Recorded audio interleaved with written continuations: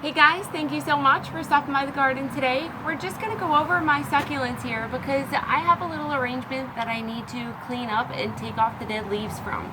So we start getting some dead leaves when our succulents grow, and the dead leaves on the bottom can start attracting pests, and I'm starting to notice spider mites and aphids in my soil and little webbing on my leaves, which that webbing with the white on that, if you have webbing with white spots, that's mostly spider mites.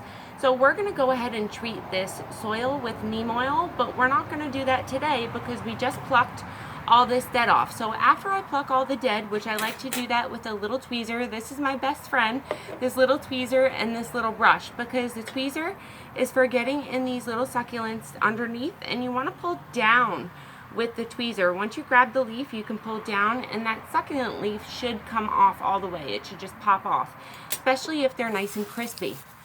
You want to wait till you get a couple on the bottom and they're nice and crispy like this. This is all the leaves that we got off of this arrangement today. So you want to do this when your arrangement's not wet and you're ready to water. So we're ready to water these, and this is a sign that they're ready to be watered. We did a little video on this. I'll post it down below, and you can see that they're really wrinkly. See how that wrinkles? Well, the top ones are really plump.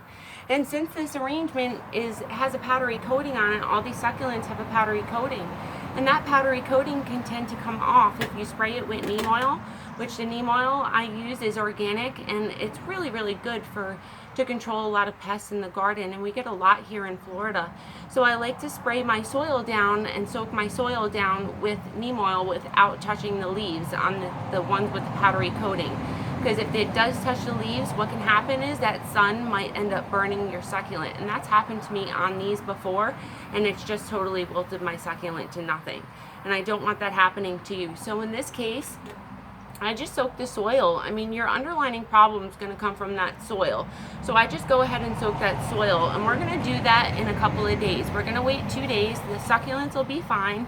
They have a lot of nice plump growth on them up top.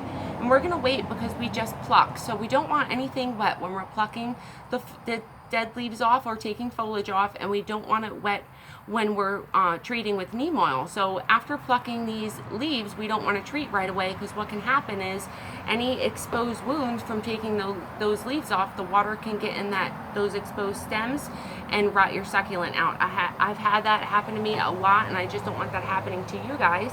So we're going to come back in a couple of days and go ahead and treat this with neem oil. I'll show you guys how to do that, either with this watering can or my little squeezy bottle. I'll find that and we'll go ahead and water with that, because usually that's really good to water in between succulents like this.